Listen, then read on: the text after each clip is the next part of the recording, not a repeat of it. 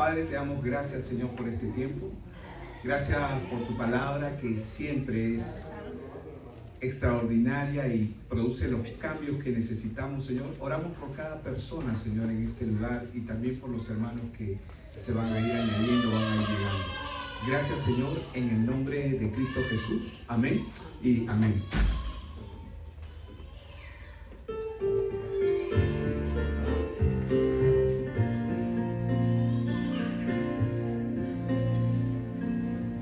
Bendito seas tú en la tierra de plenitud, cuando de tu abundancia das, bendito seas tú. Bendito seas tú, cuando el valle desierto voy, en caminos de soledad, bendito seas tú. Cada vez que me bendices, te alabaré. Si la oscuridad se acerca, igual iré. Bendito sea el nombre de Dios, bendito seas tú. Bendito sea el nombre de Dios, bendito sea tu nombre, oh Señor. Bendito seas tú, cuando el sol brilla sobre mí, cuando todo es ideal, bendito seas tú. Bendito seas tú, cuando sufra al caminar, aunque duela mi ofrenda a ti, bendito seas tú. Cada vez que me bendices, te alabaré. Si la oscuridad se acerca, igual iré. Bendito sea el nombre de Dios, bendito seas tú. Bendito sea el nombre de Dios, bendito sea tu nombre, oh Señor. Bendito sea el nombre de Dios, bendito seas tú.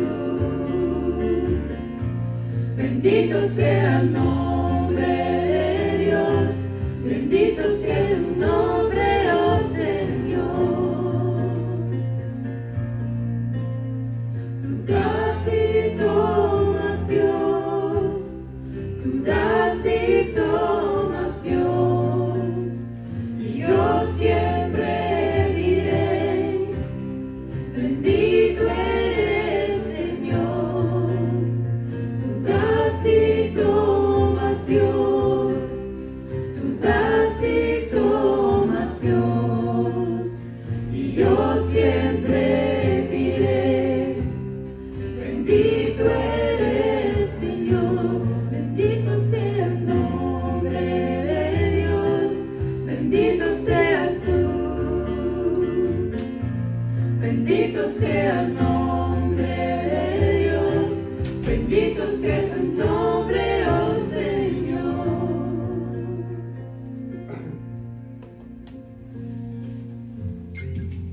Amén. Hermanos, nuestra visión es honrar a Dios y avanzar su reino. ¿Cómo avanzamos su reino? Haciendo discípulos. Pero para hacer discípulos, primero tenemos que ser y ustedes están acá, cada uno de ustedes están aquí justamente para eso, para ser discípulos. Necesitamos aprender a ser discípulos de Cristo. Amén. Y a través de eso vamos a poder satisfacer las necesidades que no solamente nuestra comunidad aquí en Panama City necesita, sino el mundo necesita discípulos de Cristo. Así que vamos a prepararnos en este tiempo, vamos a adorar al Señor, pero luego vamos a prepararnos para recibir la palabra.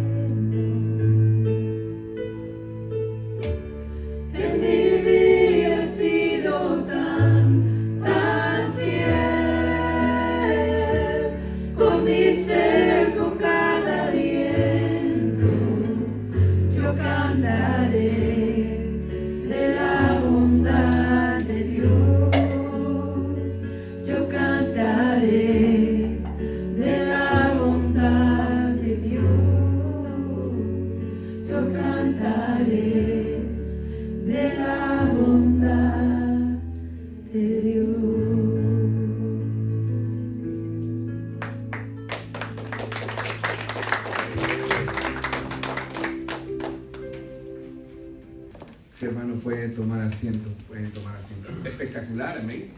Qué extraordinaria es la palabra, ¿verdad? Cuando uno canta las canciones al Señor y lo hace con un entendimiento, la forma en que nosotros cantamos siempre va a ser diferente. Hermanos, Dios quiere que le conozcamos, amén. ¿Cuántos quieren conocer al Señor? Aún más de lo que estamos conociéndole, amén. Necesitamos conocerle como Él es, tener ese tiempo tan maravilloso. Bien, queremos darte la bienvenida, como siempre, cada vez a nuestro servicio hispano. Bueno, hoy día va a ser un gran tiempo. Bienvenidos a cada uno. ¿Y por qué va a ser un gran tiempo? No solamente porque vamos a recibir la palabra, sino porque vamos a compartir un poco allá afuera, después terminando el servicio. Cada miércoles nosotros tenemos una reunión especial donde aprendemos juntos la palabra. Hoy queremos iniciar una serie que se llama El Credo de los Apóstoles. ¿Cuántos de ustedes han escuchado acerca del credo? ¿Cuántos de ustedes de repente cuando han estado en la escuela les han enseñado acerca del credo, el credo apostólico?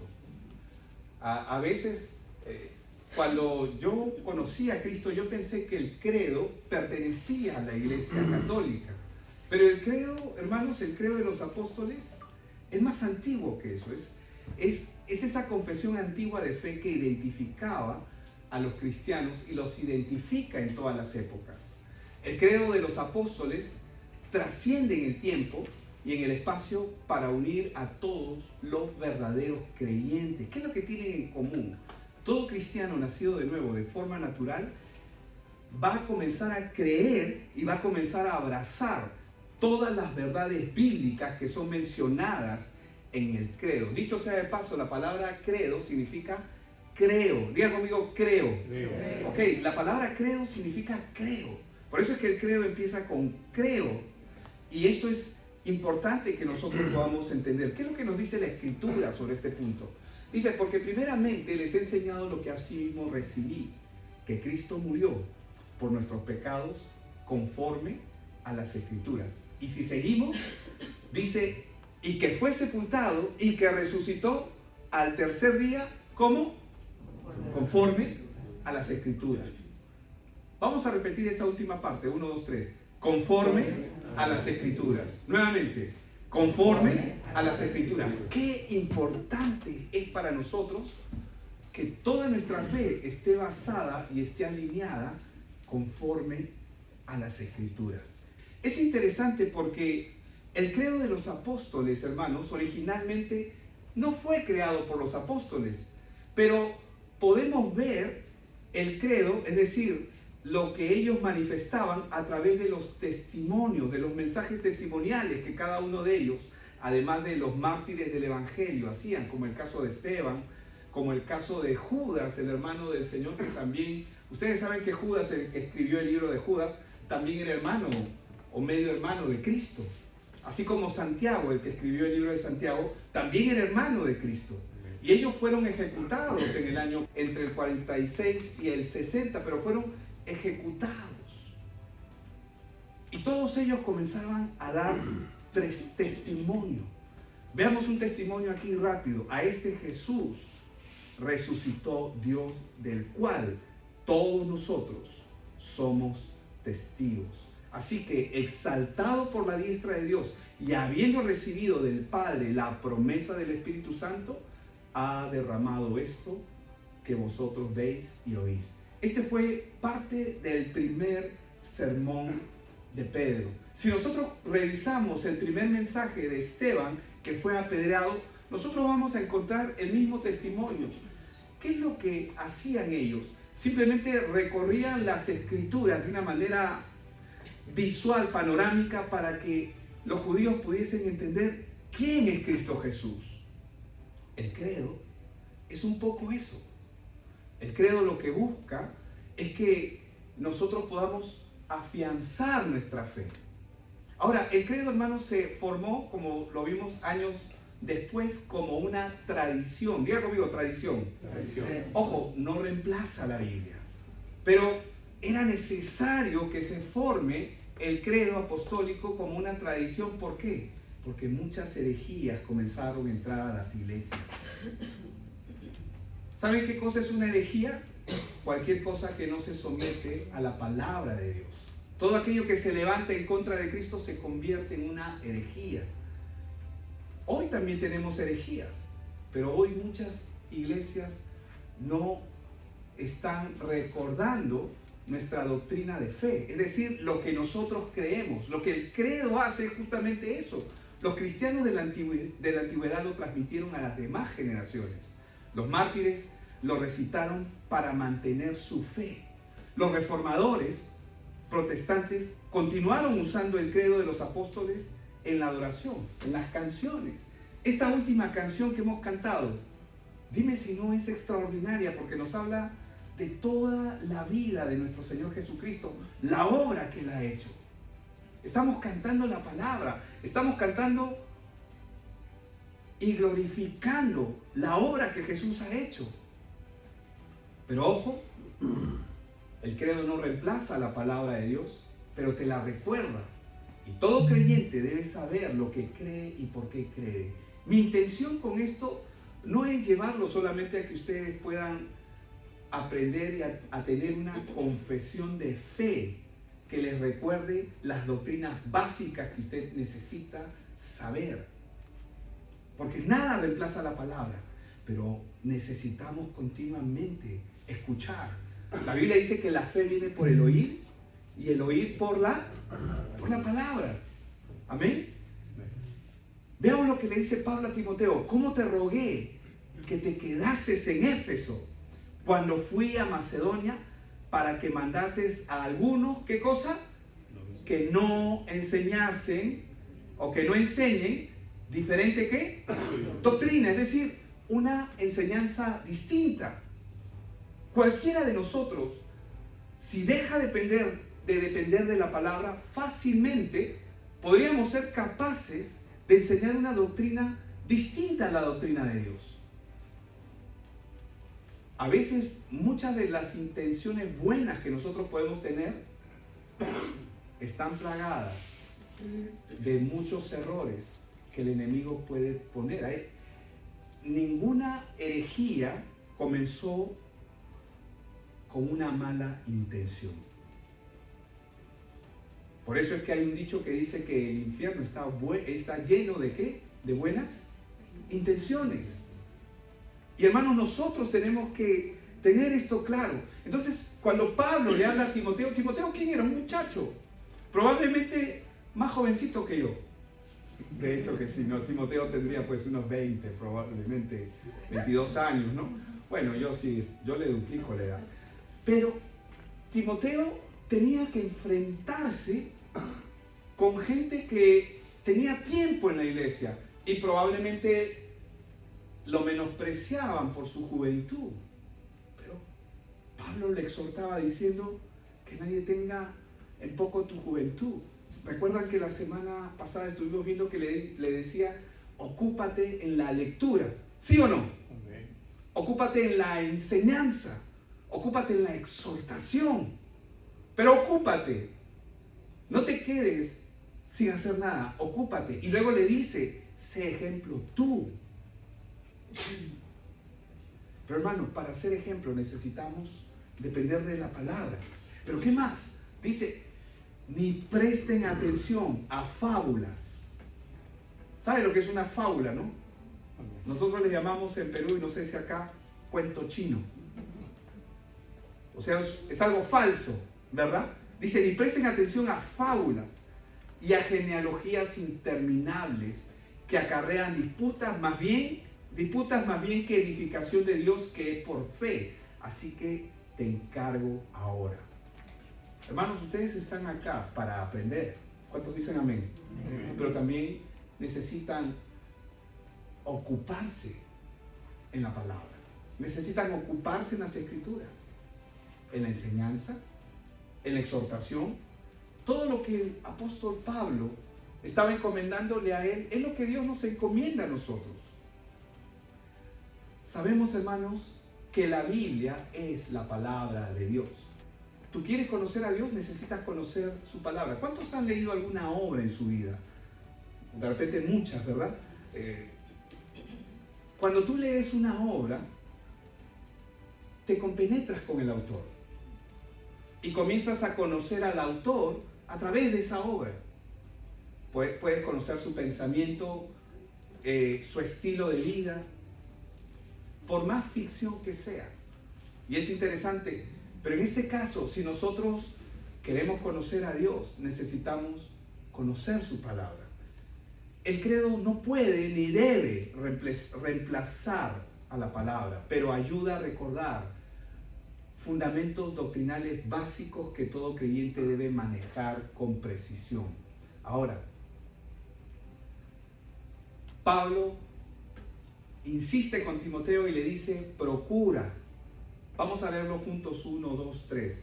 Procura con diligencia presentarte a Dios aprobado, como obrero que no tiene de qué avergonzarse, que maneja con precisión la palabra de verdad. Wow.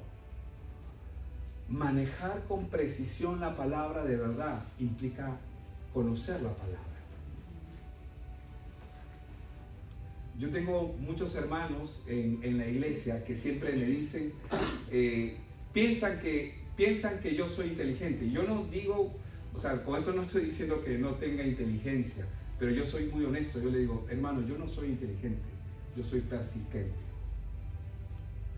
Porque tengo hermanos en la iglesia que probablemente algunos de ellos ni siquiera han terminado la secundaria. Otros tienen PhD, grados académicos muy altos, pero hay hermanos que les cuesta cada vez que leen la Biblia, cada vez que leen la Escritura, les cuesta.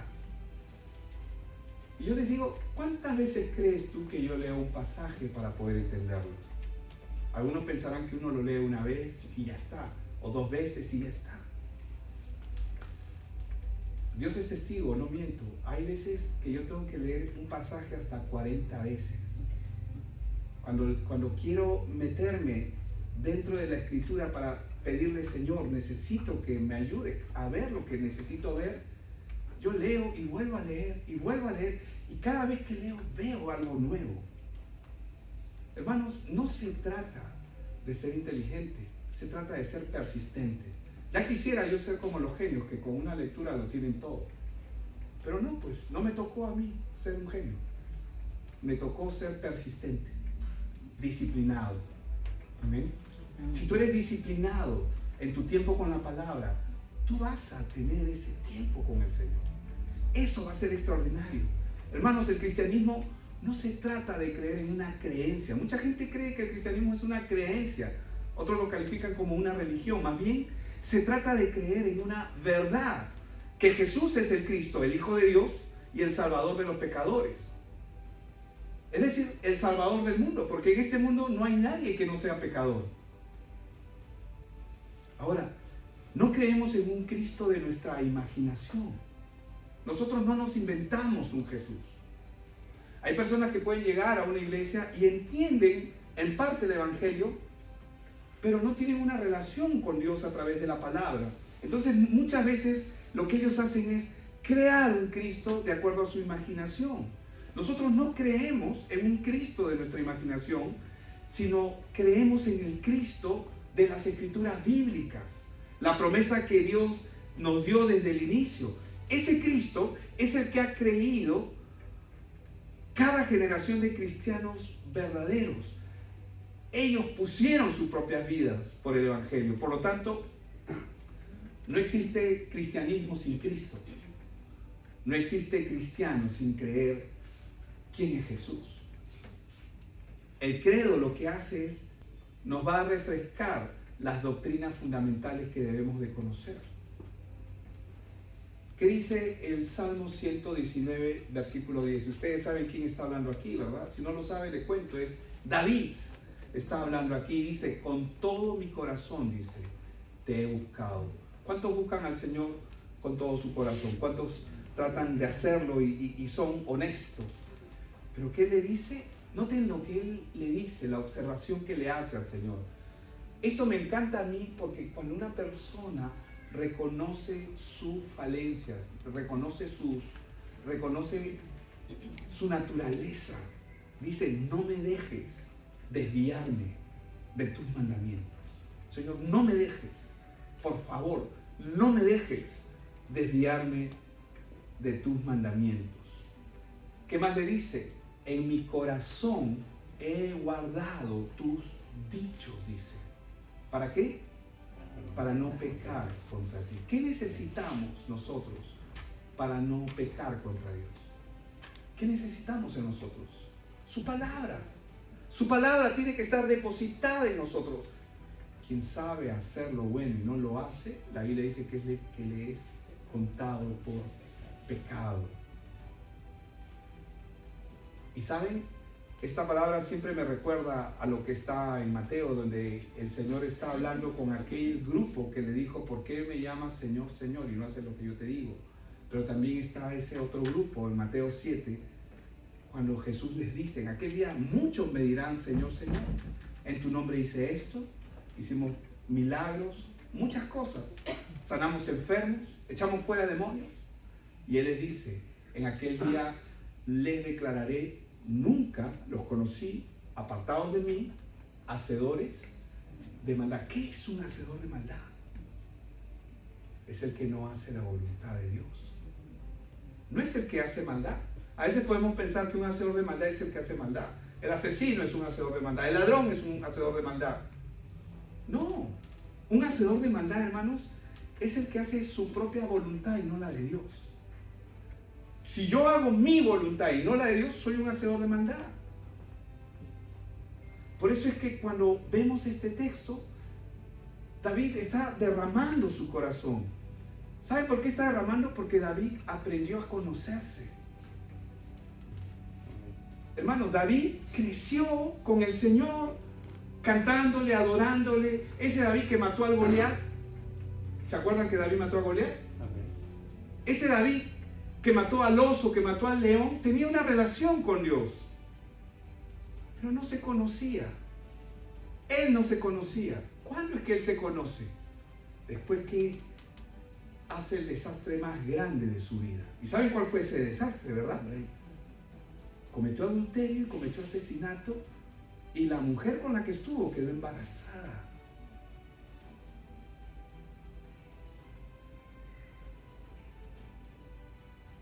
Cuando él entiende su condición, le dice al Señor, Señor, contra ti, solo contra ti he pecado y he hecho lo malo delante de tus ojos. Y luego él dice, en pecado fui concebido. Esa palabra es muy importante porque cuando una persona reconoce su condición delante de Dios, sabe absolutamente que su naturaleza es totalmente frágil. Somos frágiles, ¿o no? Amén. Somos frágiles, hermanos. Por eso es que cuando él escribe este texto, él dice, en mi corazón, bueno, antes dice, con todo mi corazón te he buscado, dice. No me dejes desviarme de tus mandamientos. ¿Cuántos podemos orar de esa manera? Cuando uno no ora de esa manera es porque uno aún no conoce su condición, no conoce lo peligroso que es. Oye, pero ese David parecía que tenía una relación con Dios. Sí, tenía una relación con Dios, como muchos de nosotros podemos tenerla, pero ese David no se conocía. Cuando él se conoce, él aprendió a detestarse. Suena mal esa palabra porque nadie quiere escuchar eso. ¿Cómo que a detestarme?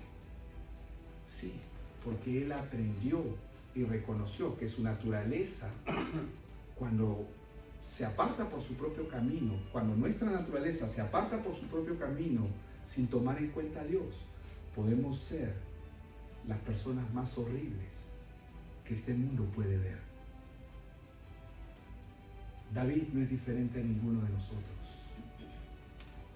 Por eso dice, con todo mi corazón te he buscado, no me dejes, no me dejes. Di conmigo, no me dejes. No me dejes desviarme de tus mandamientos.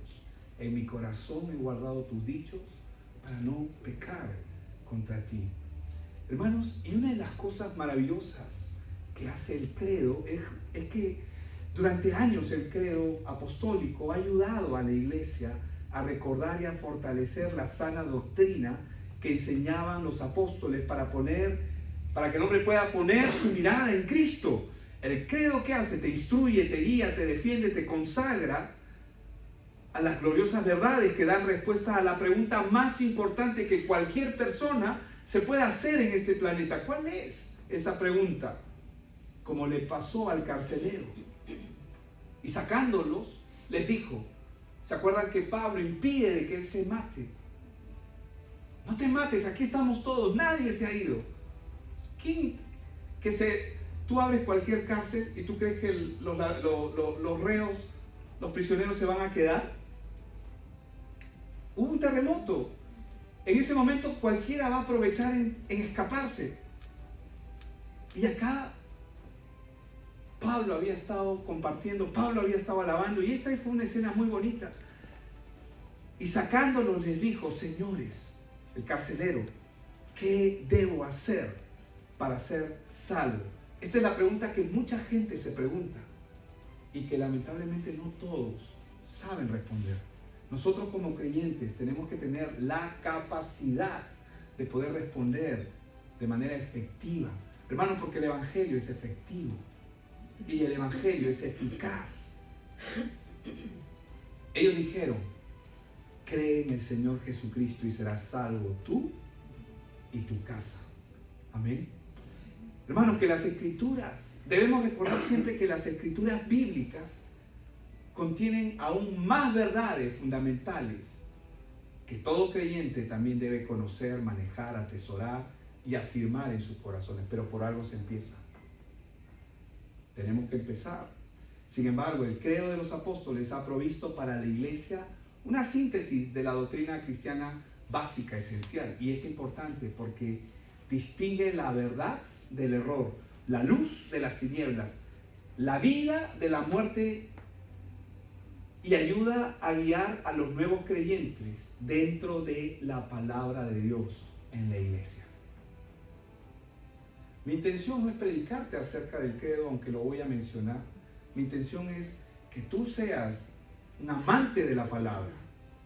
Mi intención es que tú abraces la palabra. Pero a veces, mucha gente me pregunta, pero pastor, ¿por dónde empiezo? A veces yo les digo, puedes empezar por el libro de Marcos, que es el más corto de los evangelios. Puedes leer Proverbios. Pero estos fundamentos son esenciales, que también ayudan. Amén. Por eso es que la palabra dice en el Salmo 119, 105, lámpara es a mis pies tu palabra y lumbrera a mi camino. Amén. Entonces, la palabra credo de los apóstoles, ¿qué significa? Creo. Por eso es que, ¿cómo empieza el credo? Creo, ¿verdad? Cada frase del credo significa creo. El creo o creo afirma esa conexión integral que produce la fe en la vida cristiana. Ahora, los cristianos, hermanos, son un pueblo que cree y está conformado por personas que creen en las declaraciones de la verdad objetiva de las Escrituras. Cuando estamos hablando de objetivo, yo quiero enfocarme y aclarar eso, porque sé que algunos lo entienden, pero algunos probablemente no lo entienden con claridad. Pero lo objetivo es aquello que puede ser, que es aquello que es evidente, aquello que puede ser comprobable. Entonces, la verdad de Dios no descansa en sentimientos subjetivos. Es decir, hay mucha gente que basa su verdad en la parte sensorial. Eso se llama subjetividad. Una experiencia, yo no digo que Dios no nos da experiencias, Dios nos da experiencias, pero yo no puedo basar mi fe en una experiencia. Eso se llama ser subjetivo. La Biblia es totalmente objetiva. No sé si me dejo entender. Más bien, fluye de la realidad objetiva de la obra de Jesucristo. ¿Qué significa? Significa, hermanos, que Jesús, existen más de 25,000 escritos del Nuevo Testamento. ¿Saben cuántos escritos existen de la obra de Homero, la Odisea? ¿Han escuchado de esa obra? Existen fragmentos y solamente existen 7 fragmentos de esa obra. Existen 25.000 manuscritos del Nuevo Testamento que evidencian a la persona de Cristo. Y este sistema se atreve a decir, porque esa es parte de lo que el sistema pretende, de que Jesús no existió. Y esto no es de ahora, esto es del siglo I con los arrianos. No voy a entrar ahí porque ese es un tema histórico, pero lo que quiero que ustedes vean es que, hermanos, el cristianismo es objetivo, es comprobable. Amén.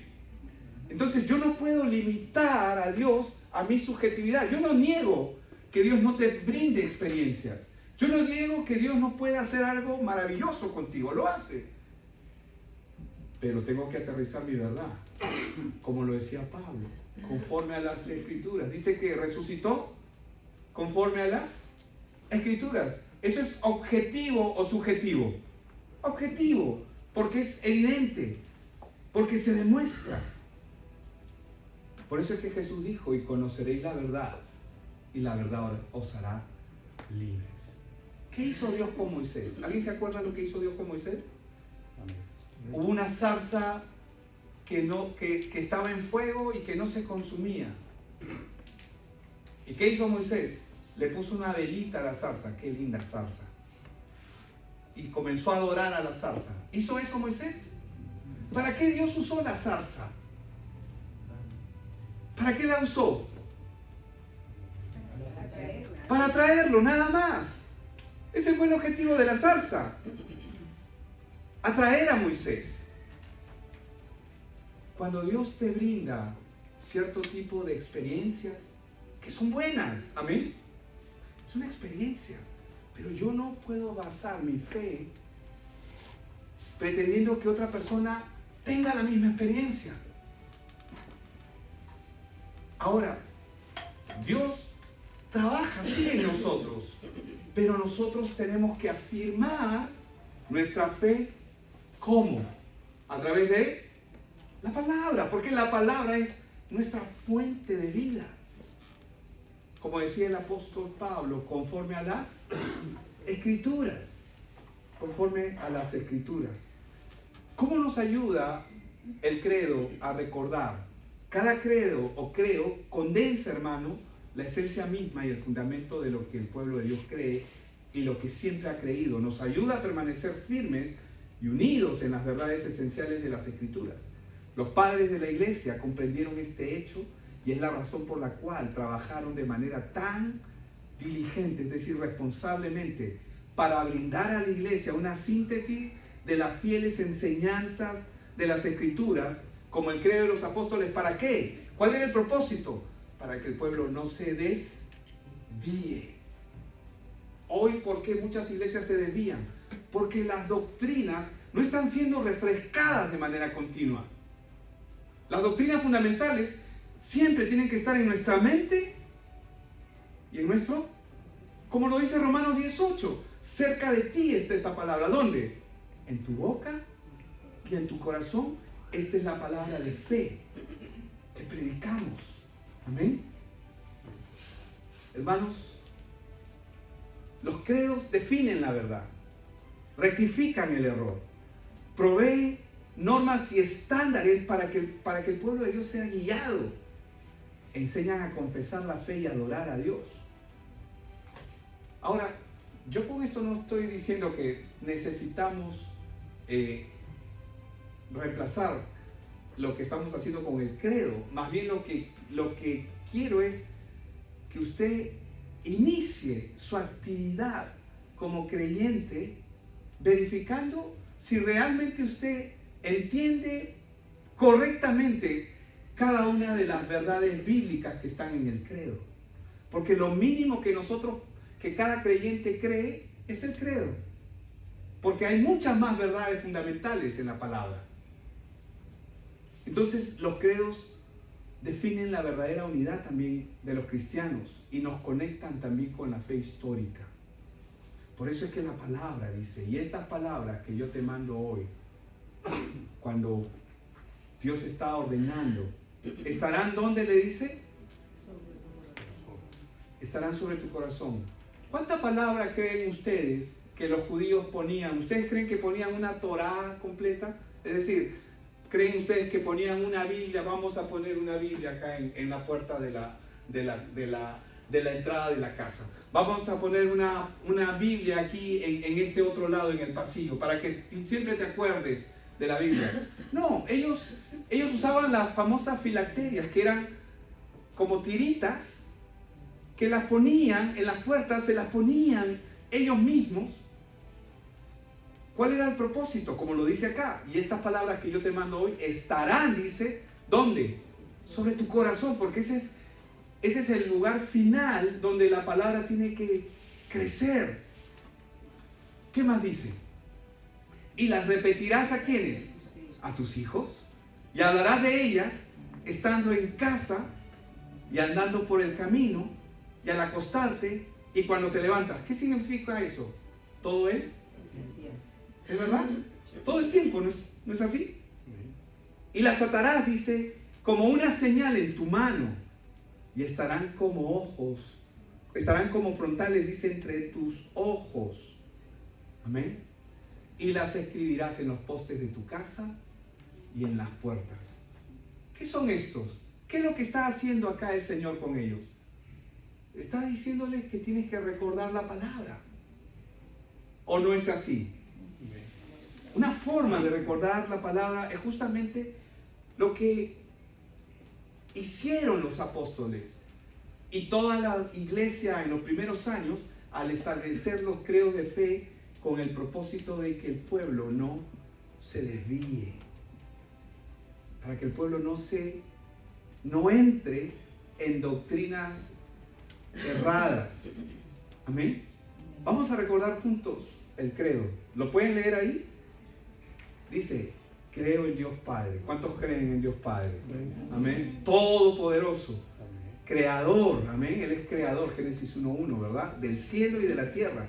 Creo en Jesucristo, su unigénito Hijo, nuestro Señor, quien fue concebido por obra del Espíritu Santo, nacido de la Virgen María, sufrió bajo Poncio Pilato, fue crucificado, muerto y sepultado. Creo que descendió al infierno. ¿Cuántos saben que lo hizo? Y al tercer día, ¿qué pasó? Resucitó entre los muertos, ascendió al cielo y está sentado a la diestra de Dios, Padre Todopoderoso. Dime si esto no es extraordinario, pero no termina ahí. Dice: creo que desde allí vendrá a juzgar. ¿A quiénes? A los vivos y a los muertos.